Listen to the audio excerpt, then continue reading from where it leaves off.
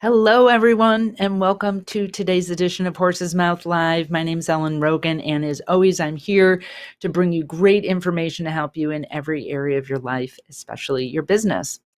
And today we're going to have a conversation that's different than some of the ones we've had most recently, but I think so important for you, for your clients, and to really serve them well. And we have a woman on today, Margalit Tocher, who I'll introduce. I'll give you a formal introduction in a moment. She runs a home healthcare agency in the Chicago area. And Margalit was introduced to me by a financial advisor. And this idea of dealing with cognitive impairment and dementia with your clients is so important and is such a value added way to really be there for your clients and their families. So I'm excited to have Margalit on today to educate us all about what some of the issues are, and as advisors, how you can step in and be really of service to your clients. So a little bit about Margalit's background. Margalit Tocher is the owner and president of Home Healthcare Assistance of Greater Chicago. And Home Care Assistance is a national provider of premium home healthcare around the country. And, they really work with seniors and their families to allow them to have more independence and be well cared for, live happy lives in the safety of their homes. And she's been very instrumental in growing her business in the Chicago area. She's got more than 30 years in business leadership and 15 years in the healthcare related industry. And I have to say that before we went live on the show, I'm like, oh, this isn't that fun of a topic. And Margalit said, well, it could be. So we're going to have a little fun in an area today that you wouldn't necessarily think we could. So Margalit, welcome. So glad to have you with us today. Thank you so much. I'm so glad to be here. The first thing I wanted to do, though, before we had fun was scare you if you're okay with that. Yeah. So talk to us a little bit about dementia and why we should be planning for this. Here's the scary bit. Every 65 seconds, someone in the United States develops Alzheimer's disease. And 13% of the population will have dementia at 65 years of age. If you're lucky enough to hit 85, then there's a 45% chance that you will be living with dementia. Alzheimer's disease is the sixth leading cause of death in America. And by the year 2050, 14 million of us will be living with dementia. So the bottom line is, at some point, you will be dealing with dementia, whether it is your own dementia or someone that you love. And we plan for everything, right? We plan for our death, we plan for school, we plan for taxes. And it seems like for some reason, this is one area that we haven't really put a lot of effort into planning for. Since, as I say, we'll all be dealing with it at some point, I think that it's really important that we start to plan for it early. This is not something you want to plan for when the diagnosis hits. What's important is that you want your wishes preserved if you are to be living with dementia in the future. So you need to have some question and answer some questions so that you can do that when you're older. Why do you think people don't plan for it? Is it they just want to avoid it? It feels like they don't even want to face this. It might be an issue for them. Why do you think that is? I think it's a couple of factors. I think one is definitely fear. We don't want to think about this eventuality. The other thing is people think that, you know what, if I start to get dementia, I'll start to plan then, not really understanding the disease, that it actually changes your brain. It makes it very difficult to plan at that point. And we just, as a nation, we haven't put that in part of our planning documentation. And that's a shift that I think needs to have. And I think that as financial advisors, you're in a good position to add value in this way and have these conversations. Yeah, for sure. So what are some things that advisors should be doing or having conversations with their clients about? Well, I do think that when you have a lot of conversations about planning ahead, and either you or in conjunction with an attorney, when you're talking about things like advance directives or just future you can have some questions answered. And I know that we were talking earlier, and you talked about one of the questions that you ask your folks. If I were to see something, are you okay if I call someone and have a discussion? Dementia, I put together in conjunction with some elder care attorneys what I call a Dementia Roadmap. Some questions that you can answer when you're in your 40s or your 50s, when it's a time where you want to plan ahead. And I'll give a couple of examples of questions. I think one of the most important questions is who can pull the trigger on the plan that you're about to put together.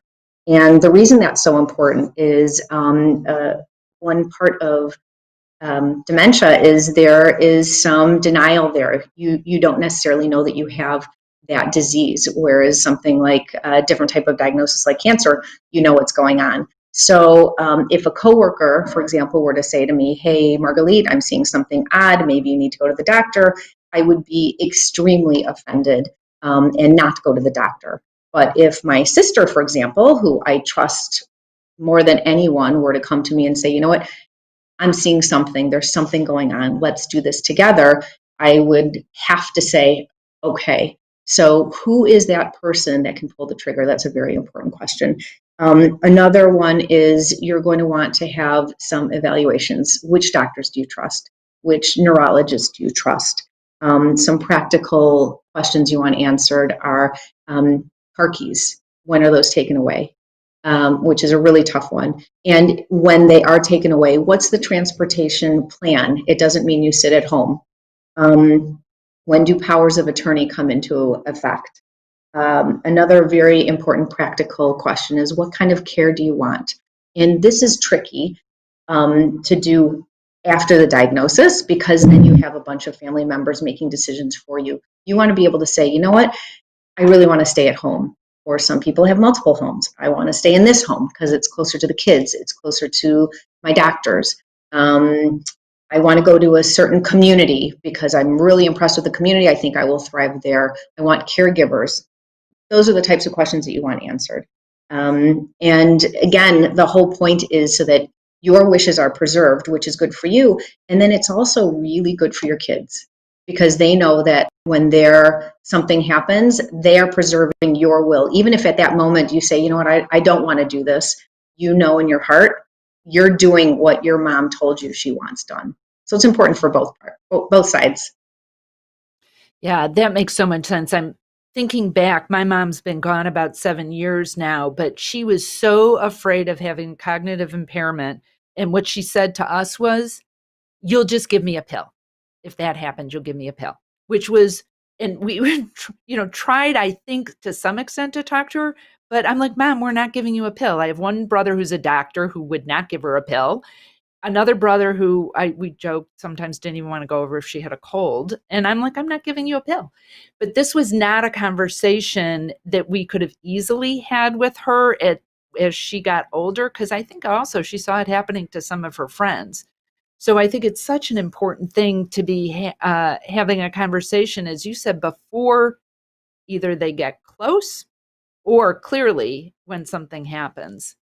One of the things that I did when I had my practice was I had a form that I got from my broker dealer, and some of you I know have your own firm, some of you are part of a broker dealer, that was an authorization that allowed me to get information with my clients, okay, of who they would want me to call if I saw anything. And part of the reason I did this, besides it was encouraged eventually by my broker dealer, I did it initially because I had two situations where we noticed something.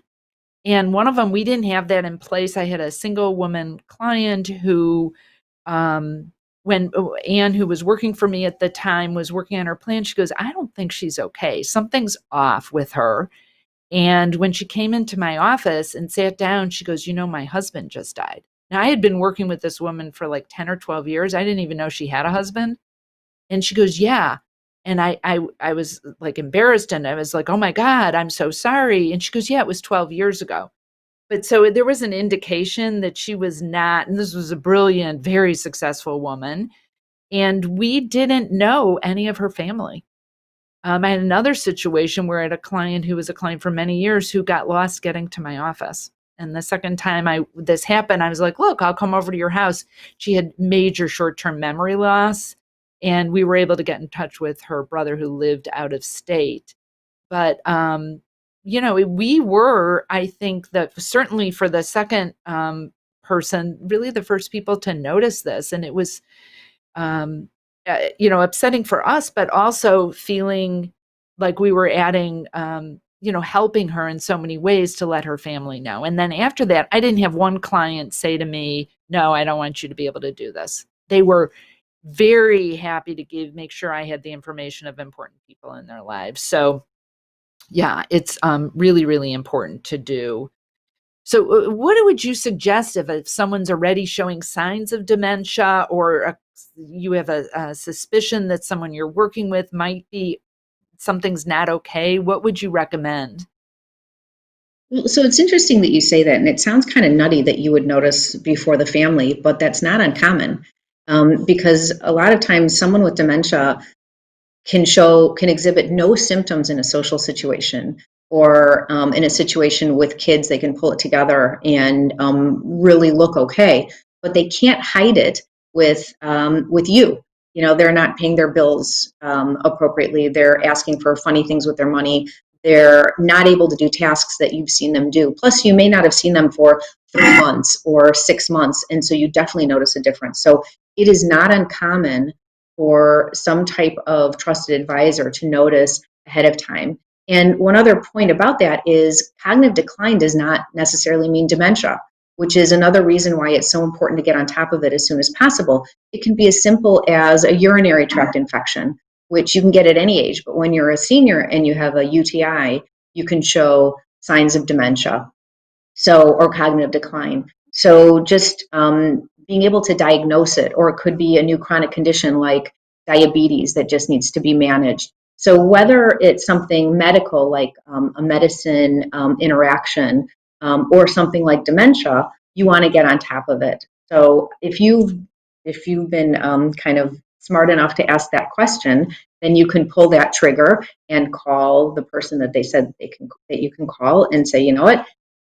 maybe that person should have a medical exam, antibiotics for a UTI, and it goes away, diabetes management, or if it is dementia, you want to get on top of it sooner rather than later, because there's no cure for it, unfortunately, but there are some medicine interventions. There are some cognitive exercises that you can do that can slow down the progression. And if you slow down the progression towards the beginning, there are more good quality of life years that you can have before you get to a later stage. And we had talked about having some fun.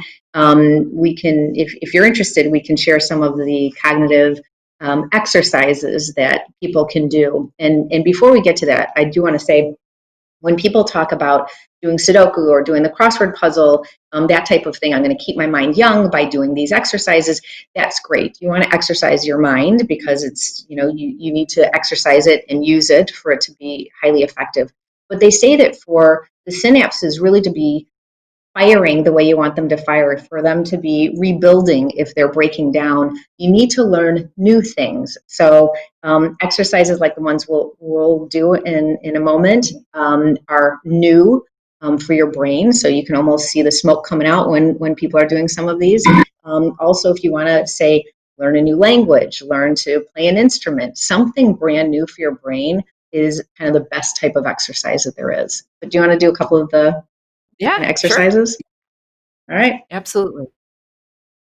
All right. Okay. So you don't want to just look at exercising your memory. That's what everyone talks about. There's a program called Cognitive Therapeutics, which we put together in conjunction with Stanford University, and it exercises 5 components of the brain. So executive functioning, attention, language, visual spatial perception, and memory. And so if you go to the next one, we'll dive into one of them.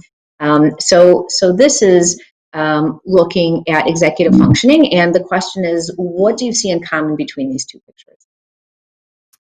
Okay, I see birds, blackbirds. I see they're Yep. on a perch. Yeah, right. So two birds, they're black, they're on a perch.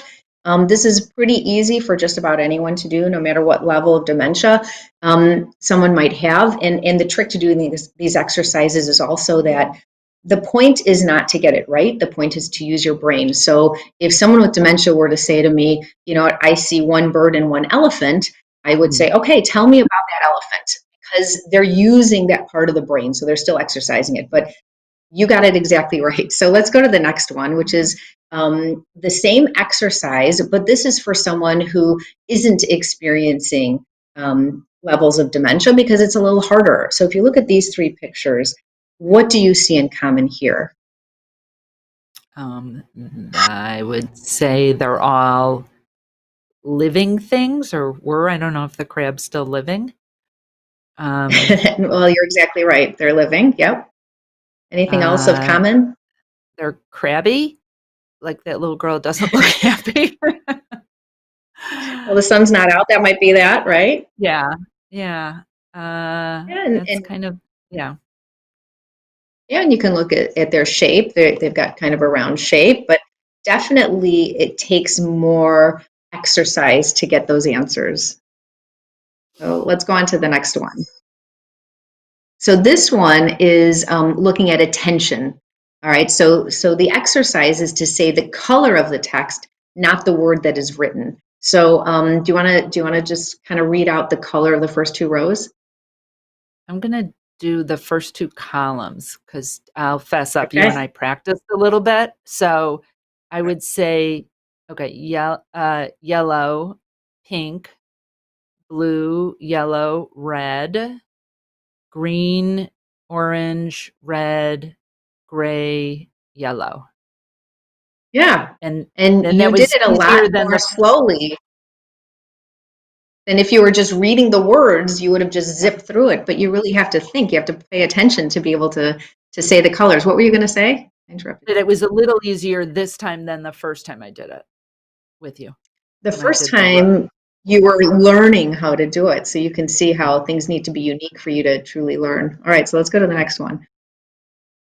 So this is kind of like a dual whammy. It's language and executive functioning.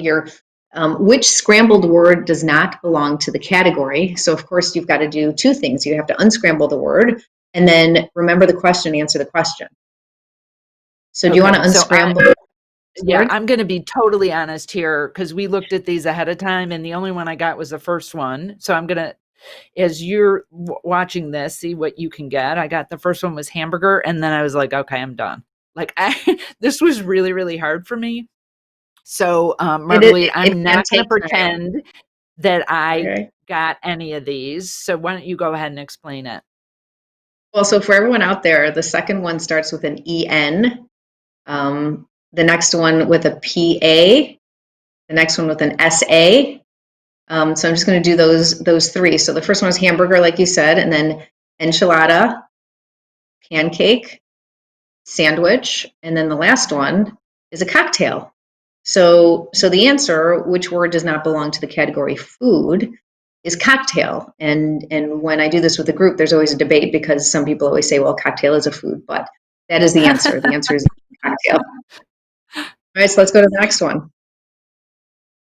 All right, now you already admitted that we looked at this, but I have to say you did it like this. If you take all of these pieces and put them together, some people's brains work like yours, and it's a subset of the brain. So what did you immediately see when you saw all these little bits and bobs? Light bulb. Yeah, it's a light bulb. I think a lot of people get stuck on that thing that looks like a nose, but that's the Yeah. filament of the light bulb. Yeah, if you put all those pieces together, so that's visual spatial perception that you're testing there. So if you're kind of feeling the parts of the brain that you're exercising to use it, it'd be a different piece than we've used before. All right, so I think there's one more left. I think it's just memory. All right, so if everyone can observe the picture carefully, I'm going to say 3, 2, 1, and let's go to the questions. So what color were the flowers? White. Okay. How many deer? 3. Yeah. And then were there clouds in the sky? Yeah, the first time we did this, I was like, I don't know. I didn't pay attention to clouds, but yes, there were. There are clouds in Yeah. the sky.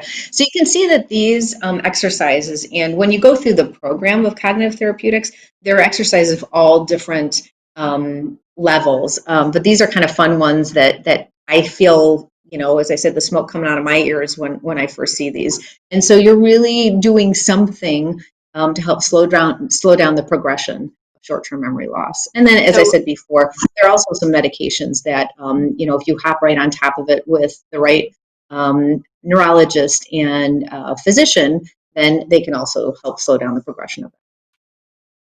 are there apps that you would recommend, or is this a program that's on your website? Or if someone wanted to play with this and practice it more, what would you recommend? Well, so this program is extremely individualized. So it's not something you can go online because everyone's at a different level at any age. So it's individualized to where you are at that moment so that you can exercise your brain and show success, not feel frustrated. But again, I think the best thing you can do is learn something new, which is tough to do, although maybe with COVID you have a little more time. Pick up the guitar, learn French. Learning something brand new is what you need to do to really truly exercise what you need to exercise there. Good. So I've been, since I'm on, I think, 309 days on Duolingo or learning Spanish. And so that I've been doing. And then we just got a new puppy. So I'm learning dog training. I don't know if that counts. That is I fabulous. think It it's more absolutely brain counts. power for her than me, but we'll see. Although the guy last night, we had our first virtual obedience training class. He goes, "This is really for you dog owners more than your dog." So we're training us. So, yeah, I need to do more of those ones with the letters, though. That one I got nothing on. So that's an area that I think I really need to work with. So that was more fun than I thought we were going to have at the initial start of this, Margalit. But I wanted to also share for the advisors out there that I think a great way to show how much you care about your clients, besides, of course, if you notice something, to be there for your clients, and of course to have this conversation ahead of time, like, who do you want me to contact? But having someone like Margalit come in, whether it's her or someone maybe in your community, maybe you already have a relationship with a caregiving consultant or a caregiving company, to do a session for your clients. And I just want to offer an idea that maybe it is a live session, and maybe people will show up, but it could be that people feel like, that just doesn't sound very fun, even though they know it's important. So what if you did like I'm doing with Margalit now, is having a interview with someone, and you just you do it on Zoom, and you record it, and you just send it out to them. Margalit, I know you said you've done some work with family offices. Maybe you can talk a little bit about how you had worked with them, and how it supported their business, so advisors can get an idea of how they might be able to use this information. Sure. So I've done some presentations, some in person and lately over Zoom, where we talk about dementia, and we talk about a lot of what we talked about now, the importance of planning ahead, why you should, some questions that can be asked ahead. We also talked about different types of dementia. And always there was someone in the group who was dealing with dementia right at that moment with a family member, either theirs or the family office member. So we talked about, how do you work with someone who has dementia? So there's the 10 commandments of dementia. How do you interact with someone in a respectful way with dignity, that's still being part of their journey? And what we've ended up doing sometimes is we will do presentations for the family themselves. So we'll go through case studies, and I'll give you one situation where the matriarch came down with dementia, and it was a high net worth family that had a lot of staff in the home, and they were very confused. What's going on? Why is she talking to me? Why is she speaking to me this way?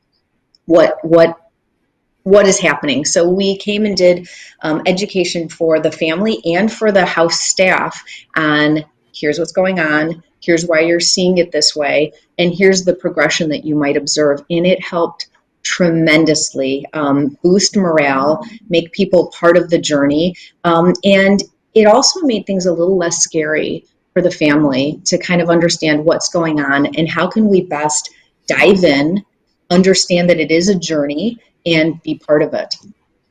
I don't know if that Yeah. answered your question.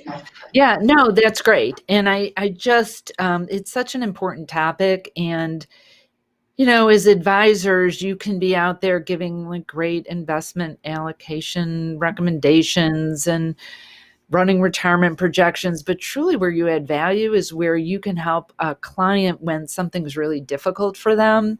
And this is an area, and as Margalit said at the beginning with her scary statistics, we're all, if you haven't, I can't imagine there's anyone out there that hasn't dealt with this either with a client or in their own family or a good friend.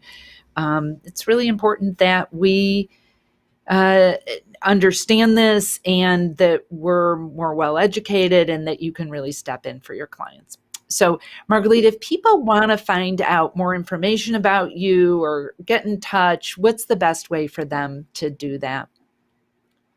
Well, the website is homecareassistancechicago.com. You're also very welcome to email me, which is my name, Margalit, at homecareassistance.com, and I'm happy to answer any question. As you said, I think that if you can find partners that would add value. So it's someone like me who understands dementia, understands home care. It's someone like perhaps a geriatric care manager who also understands other options like communities, et cetera. That is really, you're in a position to add so much value to your clients. Not enough people think about their cognitive future. I don't understand why. So we talked about at the beginning. And so I think conversations like these can really help you to talk about cognitive future and be able to plan ahead for whatever eventuality. Great. Beautiful. Thank you. And I'm going to make a pinky swear that I'm going to have a more of a conversation with my husband and our kids because we talk around this some and we think we know what each other wants, but I bet we're not as clear as we could be. So thank you so much for this really, really important information and making a topic that's not very fun, a little bit fun for us. So thank you, Margalit. I'm really grateful to have you here. And for all of you watching and listening, I'm also very grateful that you've been part of our Horse's Mouth community. Thank you for being here and reach out. My name is Ellen Rogan. And if you have any suggestions for shows, Margalit came from another advisor that sent me an email and who's a listener and said this would be a great topic. So if you have ideas for us, please let me know. And take us with you. We're on Facebook and YouTube, and there's podcasts with this information. So just subscribe to Horse's Mouth and follow us. And my question to you is, how big of a positive impact are you willing to make? Please remember to be great and create great every